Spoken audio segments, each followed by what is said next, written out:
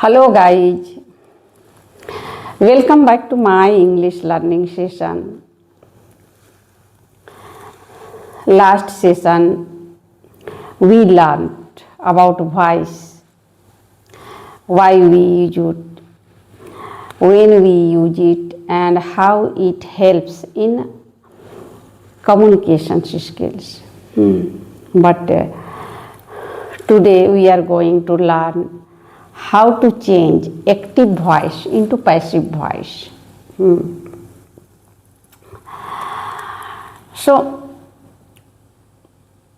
चलिए आज हम देखते हैं कि एक्टिव वॉइस से पैसिव वॉइस में हम कैसे चेंज करते हैं। तो पहले हम सिंपल प्रेजेंट टेंस के एग्जाम्पल से शुरू करेंगे। तो पहले हमें थोड़ा सा इसके रूल को फोकस करेंगे, इसके रूल को ख्याल करेंगे तो इसे समझने में आसानी होगी। तो सिंपल प्रेजेंट टेंस के रूल मैंने बोर्ड पर भी लिखा है, थोड़ा सा रिमाइंड कर लेते हैं। अब देखेंगे इधर, इसे एक्टिव वॉइस टेंस के sentence subject plus V1 plus object. यदि सब्जेक्ट प्लूरल रहा तो ये स्ट्रक्चर, और यदि सिंगुलर रहा तो सब्जेक्ट प्लस V1 के साथ ES प्लस ऑब्जेक्ट। अब इसे जब हमें पैसिव वॉइस में चेंज करना हो तो सेंटेंस स्ट्रक्चर में थोड़ा सा चेंज हो जाता है। आप थोड़ा बोर्ड पर देखेंगे, इधर लिखा है मैंने। तो देखिए पहले ऑब्जेक्ट, ये एक्टिव वॉइस के सेंटेंस स्ट्रक्चर है subject plus V1 plus object. जब हम इसे पैसिव वॉइस में लेके आते हैं तब पहले ऑब्जेक्ट आ जाता है। ये सब्जेक्ट का जो फर्स्ट सेंटेंस का जो ऑब्जेक्ट है वो पहले इसके सब्जेक्ट के रूप में आ जाएगा। तो सब्जेक्ट की जगह object is MR plus V3 plus Y subject. तो ये रहा स्ट्रक्चर। तो आप यहाँ देखोगे कि object plus M is R plus V3 verb का थर्ड फॉर्म। तो यहाँ पे और एक चीज़ नोटिस आप करोगे कि टेंस में हम इज MR के साथ ING लगाते हैं कंटिन्यूअस, लेकिन वॉइस एक वॉइस में ही है जिसमें हम इज MR के साथ V3 लगाते हैं। ये सिंपल प्रेजेंट टेंस को वॉइस में चेंज करते वक्त ये रूल फॉलो करेंगे।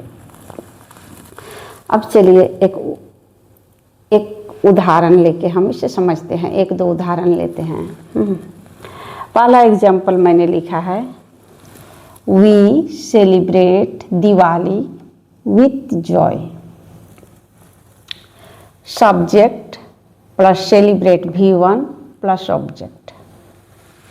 इसको पैसिव में चेंज करेंगे तब हो जाएगा Diwali is celebrated with great joy by us. Diwali is celebrated by us with great joy. By us यहाँ बोलने का जरूरी नहीं है क्योंकि ये तो अंडरस्टूड है। हम तो हमारे ही द्वारा, हम ही लोग मनाते हैं तो हमारे द्वारा ही मनाया जाता है, इसलिए यहाँ पे सब्जेक्ट देना जरूरी नहीं है। हम वहाँ पे सब्जेक्ट को नहीं देंगे। Diwali is celebrated with great Joy. उसी तरह दूसरा और एक एग्जाम्पल देख लेते हैं। वी वर्शिप माँ काली एंड माँ लक्ष्मी ड्यूरिंग दिवाली। इसको जब हम बनाते हैं पैसिव में तो ऑब्जेक्ट पहले आ जाएगा माँ लक्ष्मी। इसमें माँ लक्ष्मी एंड माँ काली, ये प्लूरल हो गए तो इसमें हम R के साथ करेंगे।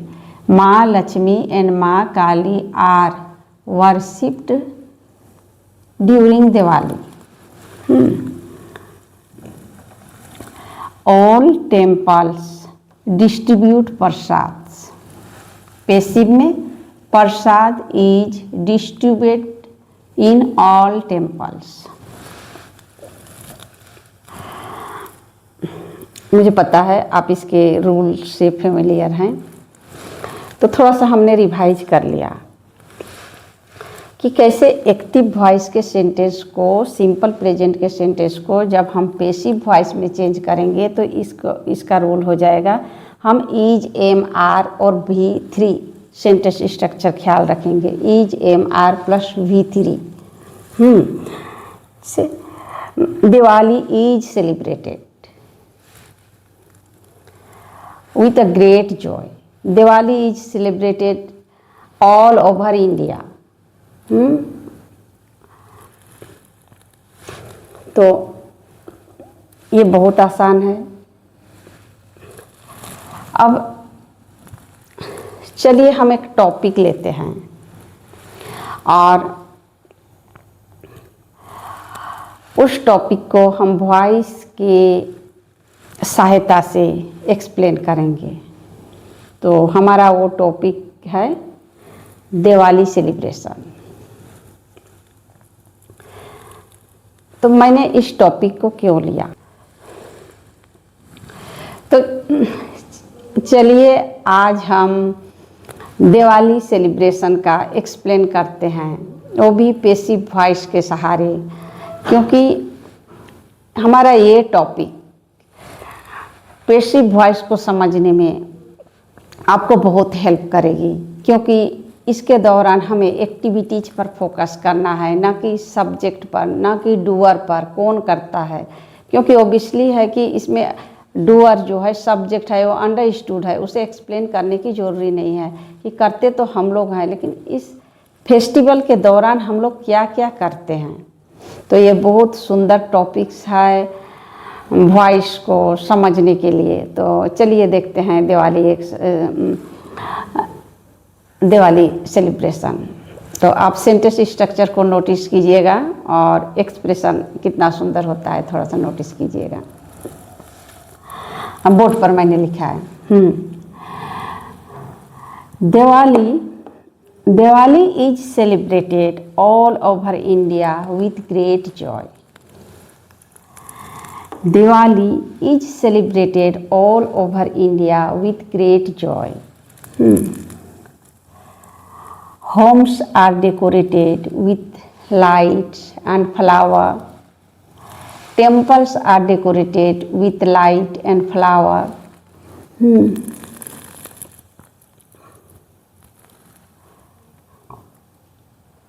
Ma Lakshmi and Ma Kali is worshipped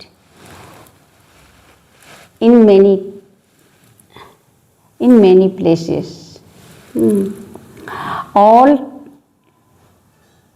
All temples are decorated beautifully and prasad is distributed among devotees.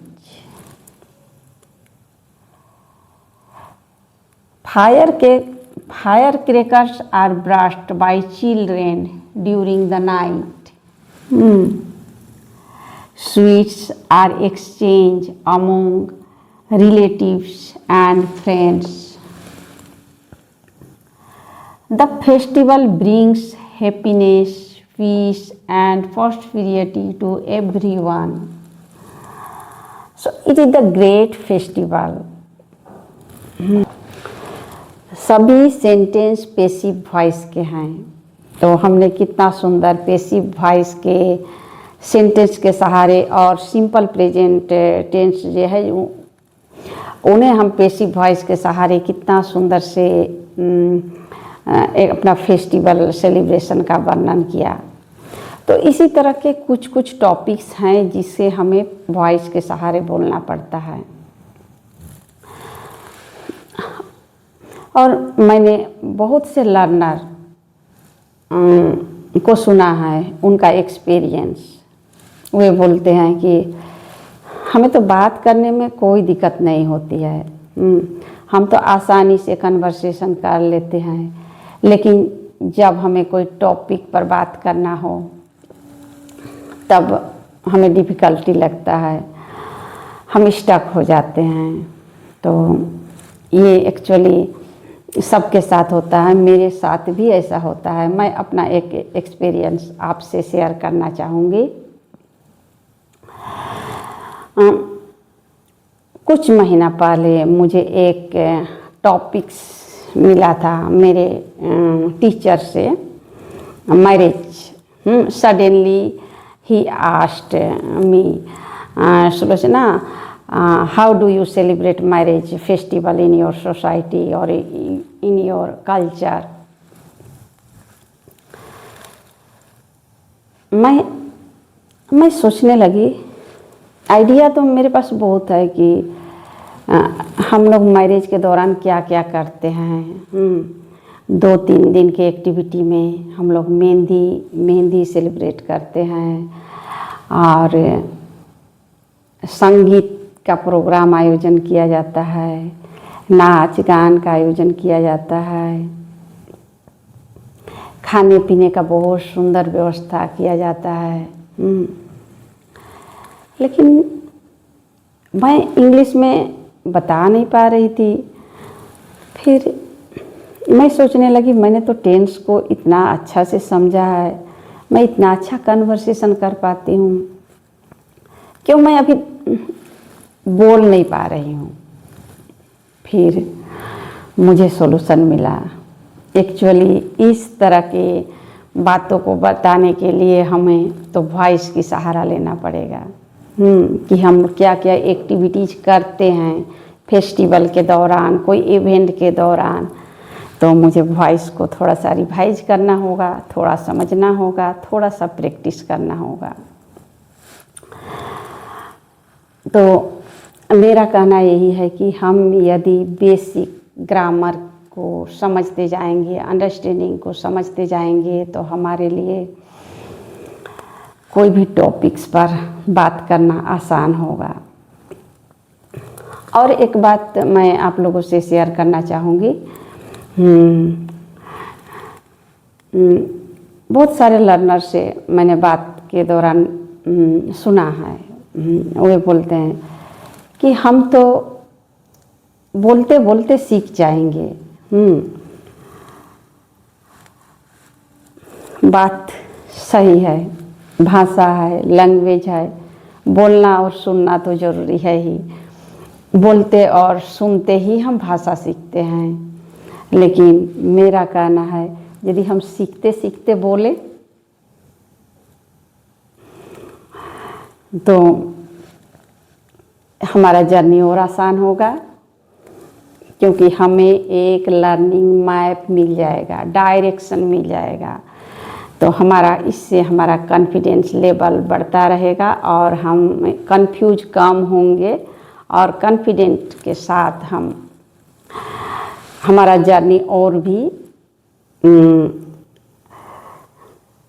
Sooner और फास्टर होगा, और हम जल्दी सीख पाएंगे। तो इसी के साथ चलिए हम प्रैक्टिस करते हैं और सीखते हैं। तो आप भी कोशिश कीजिए, अपना एक टॉपिक लीजिए, उस पर बात करने का कोशिश कीजिए, उसे लिखने का कोशिश कीजिए। और चलिए हम फिर मिलते हैं अगले वीडियो में। बाय।